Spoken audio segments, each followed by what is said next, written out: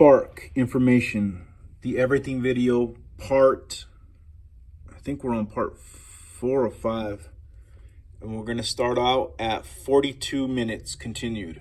That's directly below the grid in a standard URAR, but it will also look at all the transfers in the past year or 3 years or whatever time frame you set up, and it will load in all of the comments for all of that. So if you have a property that transferred 3 times in your past 3 years, it's your subject, then when you export this data into your report, Spark is actually going to load up comments regarding all those 3 transfers for the subject or for your comps or whatever it is, which should hopefully save you quite a bit of time. Okay, now the last thing I want to cover on the grid, I know we're getting long, is the loading comps into your report after you've already loaded comps into a report. So let's just say in this example let's just use this as an example. Let's just say you loaded all 8 of these comps into your report. Maybe you go out and do the inspection, you come back to the office and realize the house is a little bit different, you need a couple more comps. So you go into your MLS, you find those 2 comps, you export them, you get that file with just those 2 comps. Then you load up Spark, and if you remember, you can just get there from sparkforappraisers.com, and once you have an account, you just click login, and it pops this up, and now you can just take that file that has just those 2 comps, and you can load it into Spark. And actually, I do have a file that has only 3, so let's just use that. So let's just say I'm loading in 3 more comps to this report that already has 8 in it. So I hit next. All right, I've got those 3 properties I wanted to add in. And now when you hit export, there's this option right here. It says comps in the sales grid will start at comp, and it always defaults to 1 no matter what. So they're always going to start as comp 1. But if you already have a report that has 8 comps in it, you don't want these to start at 1 because 1, you don't want to mess up your 3 properties that are your comps 1, 2, and 3 that are already in there, and 2, you want these to go towards the end. So what you do is you say, I want these to start at comp position number 9. So that way it won't mess with your comps 1 through 8. And then you just hit report data or go, or it depends on your MLS. We'll get into all that later. But then these 3 properties will then go in as 9, 10, 11. That's what will happen when you hit export and you change that little box right there. All right.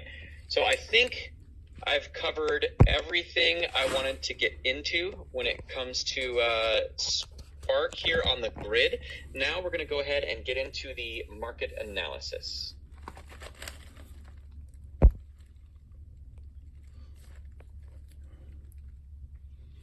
Okay, so now let's switch over to the market analysis side of Spark.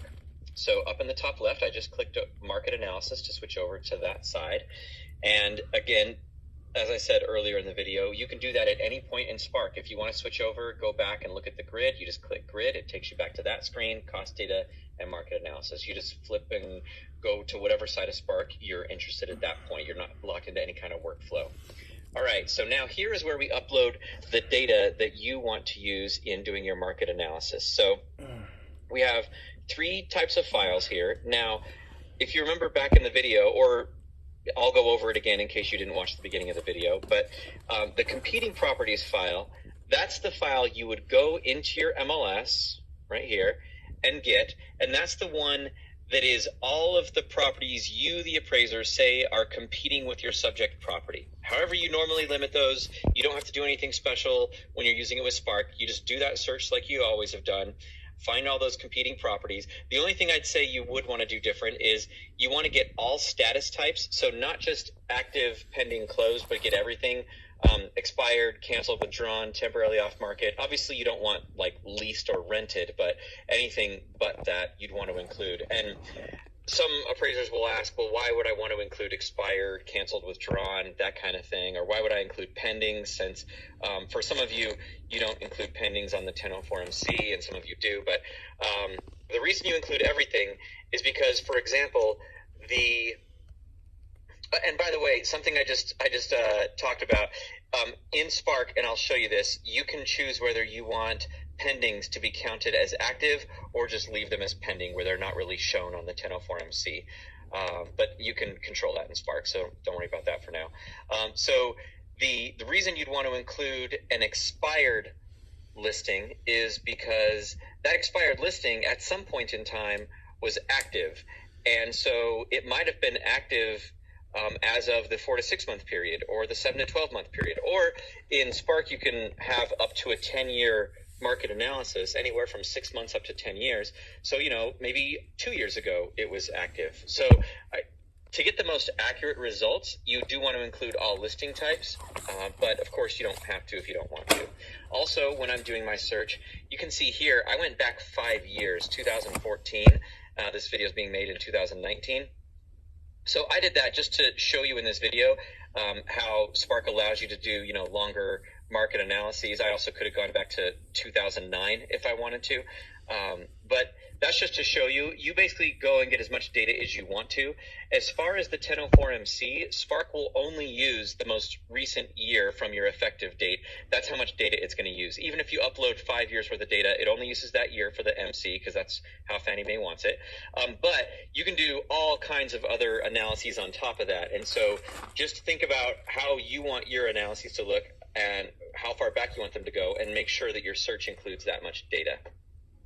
All right, so to go one more time, because I got off on some tangents there, this is for the competing properties file. And what you do is you go into your MLS, you get all the properties you say are competing with your subject property, and you export those. And again, exporting might be a little bit different in your MLS, so you can see the instructions specific to your MLS for that.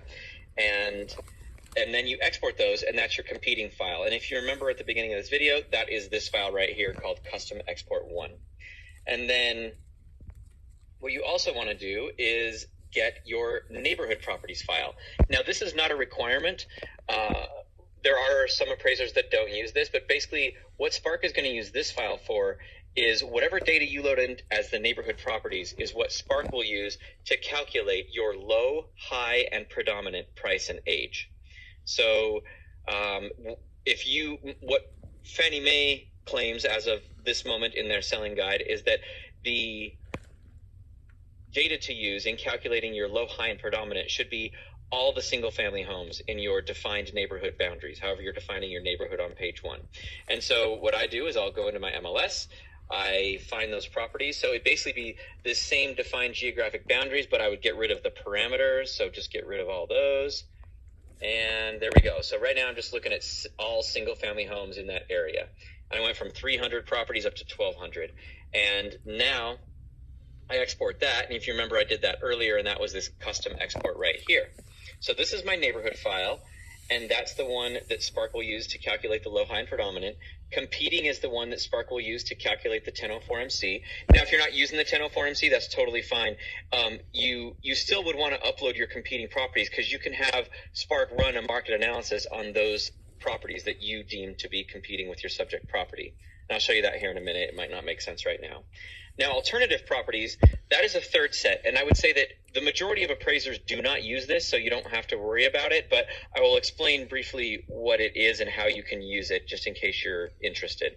So essentially, once you're in Spark, in the market analysis that we're going to get into, you can set up Spark to analyze any feature like average price, median price, price per square foot, whatever, housing supply, all that stuff. You can set it up to analyze based on your competing properties, your neighborhood, or your alternative, or all three.